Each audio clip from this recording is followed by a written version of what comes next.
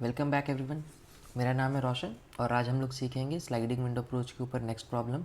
ये हमारा question number 4 है। आज हम सॉल्व करेंगे लीड कोड का question number 1456, maximum number of vowels in a substring of given length.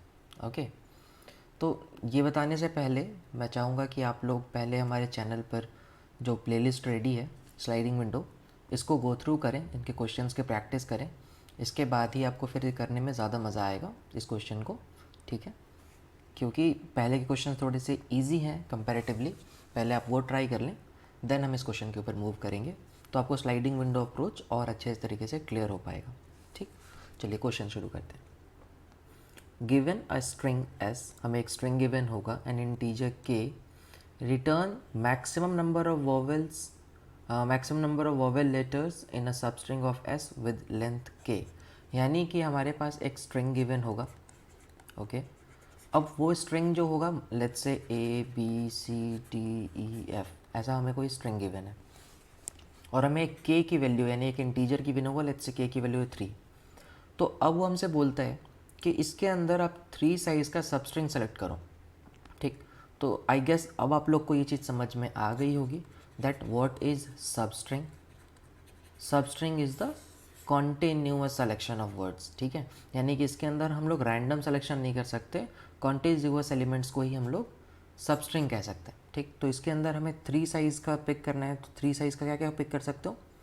एक तो ये होगा ए बी सी, दूसरा बी सी डी, फिर C D E and last D E F.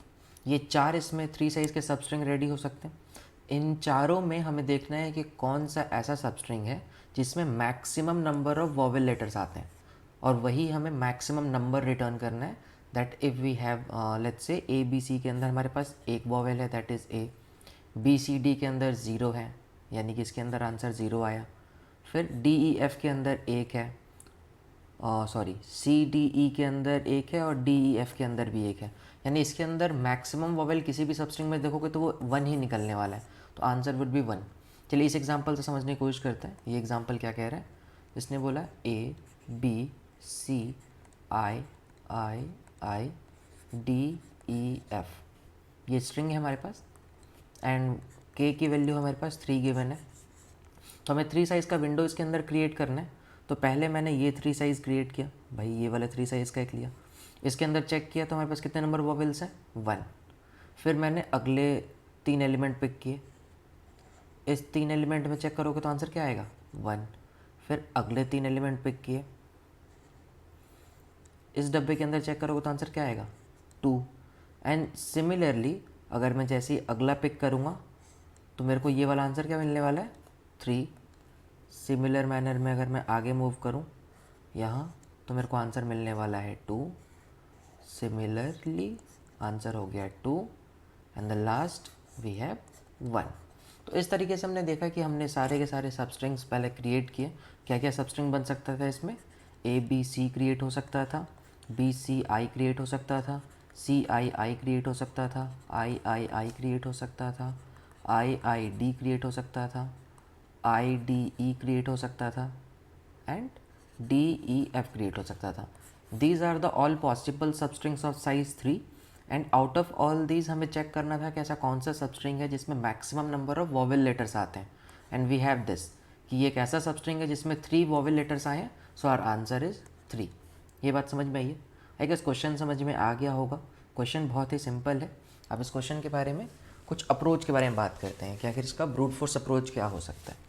तो एज़ यूजुअल जब भी ऐसे मैक्सिमम नंबर और मिनिमम नंबर के क्वेश्चंस आते हैं तो ब्रूट फोर्स क्या होता है कि हम ऑल पॉसिबिलिटीज़ को पहले जनरेट करें, एंड देन हम उन पॉसिबिलिटीज़ में से हमारे रिक्वायरमेंट को गैदर करें।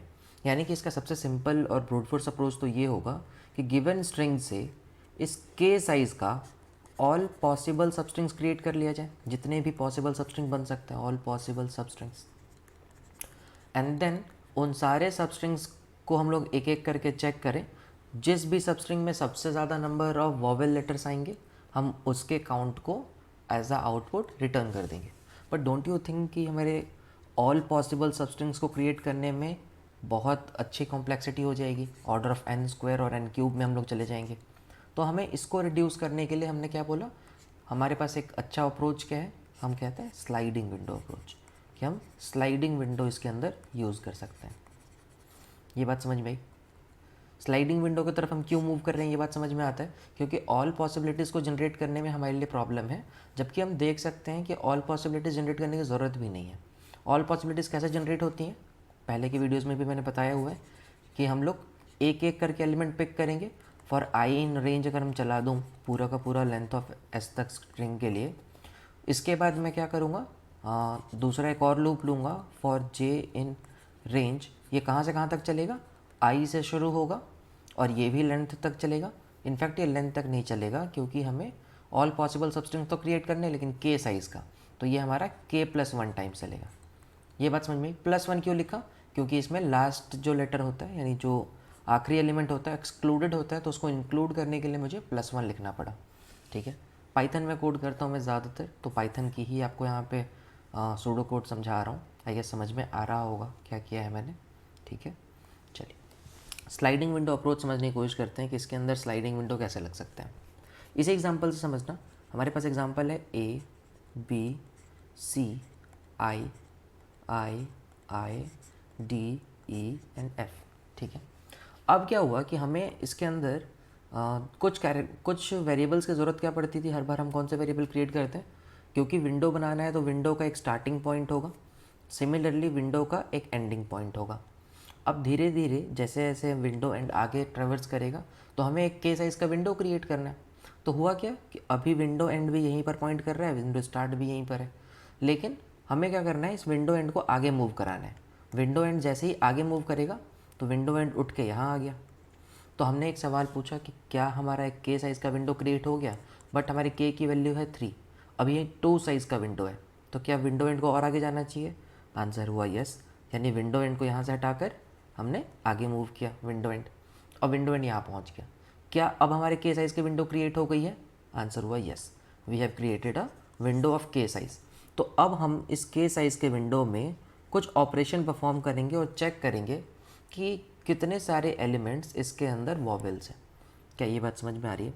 ठीक है, तो आप एक बात समझो, मैंने क्या किया, विंडो के अंदर एलिमेंट एक एक करके ऐड हो रहे थे। पहले ए आया, फिर विंडो के अंदर बी आया, फिर विंडो के अंदर सी आया, और फिर मुझे पता चला ये ए बी सी का एक विंडो जो 3 एलिमेंट्स का है, ये एक हमारा वैलिड विंडो है, क्योंकि जैसे ही विंडो एंड एक और आगे जाएगा 4 एलिमेंट्स हो जाएंगे, दैट इज़ इनवैलिड, क्योंकि हमें सिर्फ 3 ही साइज़ का सबस्ट्रिंग क्रिएट करना है। ठीक, तो हमने क्या किया, यहाँ पे 3 साइज़ का पहले एक सबस्ट्रिंग क्रिएट किया और एक एक करके चेक करते गए कि यहाँ पर ए हमारा कहीं इस वॉवेल लिस्ट में तो नहीं है, यानी वॉवेल लेटर तो नहीं है, सिमिलरली बी, सिमिलरली सी। तो हमने एक एक करके सारे एलिमेंट्स को चेक कर लिया। तो हमने जब पहली बार एक विंडो क्रिएट किया, यहाँ समझिएगा, जब हमने फर्स्ट विंडो क्रिएट किया है, when we created our first window, उस टाइम पर हमने काउंट कर लिया, काउंट किया है number of vowels in substring. ये बात समझ में आई?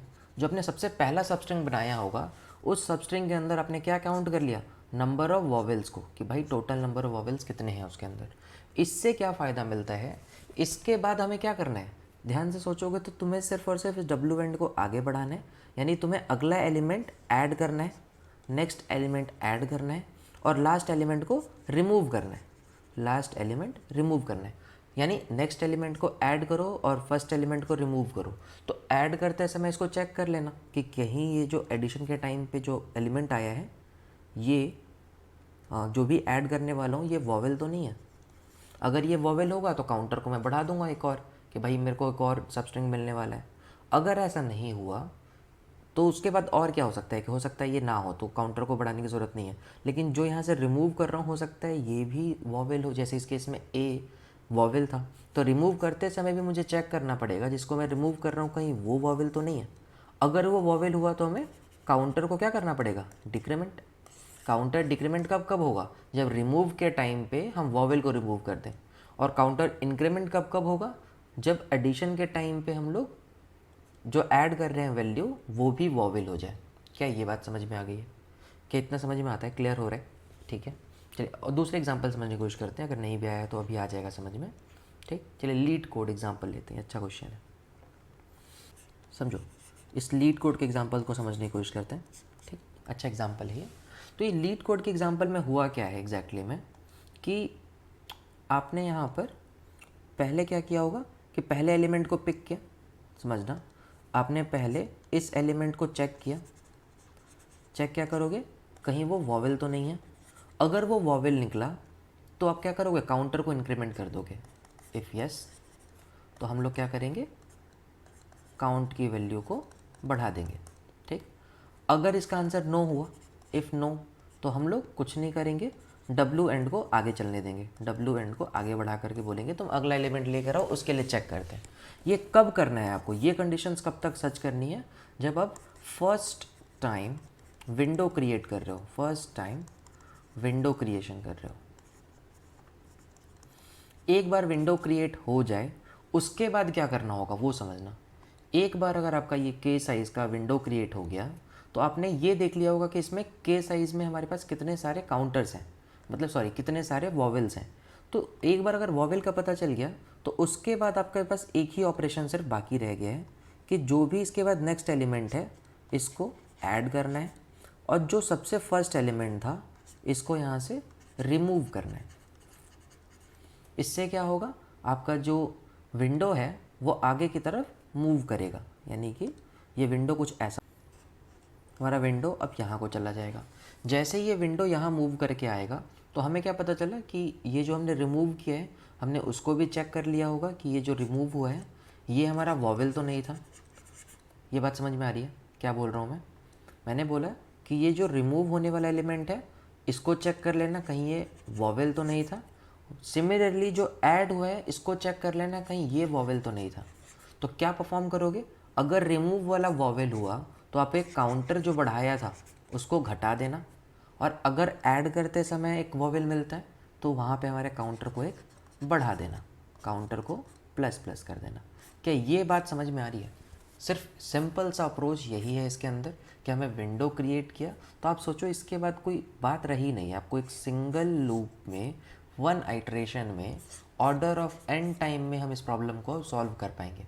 यानी हम सिंगल एक बार आइटरेट करेंगे और एक एक एलिमेंट को चेक करते जाएंगे। आपको क्या करना था, फर्स्ट टाइम में एक के साइज़ का विंडो क्रिएट करना था, बना लिया के साइज़ का विंडो। सेकेंड टाइम ऐड करोगे एलिमेंट और इधर से रिमूव करोगे, यानी फिर ऐड करोगे और रिमूव करोगे। अब इन दोनों केसेस को लगा देंगे हम लोग। समझ में आया? आई गेस समझ में आ गया होगा। कोड करके देखें, चलिए कोड करके देखते हैं इस प्रॉब्लम को। एक बार कोड करेंगे तो ज़्यादा बेहतर तरीके से समझ में आएगा। हमें क्या ज़रूरत पड़ती है, एक विंडो स्टार्ट की जो स्टार्टिंग को पॉइंट करेगा, विंडो स्टार्ट इक्वल्स टू 0। और क्या चाहिए विंडो स्टार्ट के अलावा, हमें यहाँ पे एक काउंटर चाहिए। ठीक, तो एक तो चाहिए कि मैक्स काउंट कितना हुआ वो कैलकुलेट कर ले, मैक्स काउंट की वैल्यू को मैं 0 कर दे रहा हूँ। ठीक, और एक मैं काउंटर बना रहा हूँ जो टेम्प्रेरी काउंट करेगा, काउंट की वैल्यू को 0 कर दिया। यहाँ तक की बात समझ में आती है?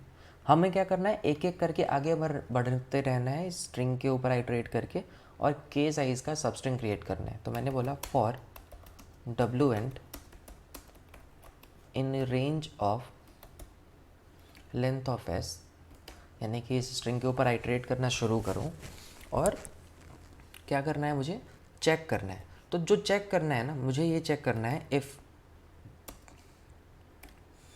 S of W and in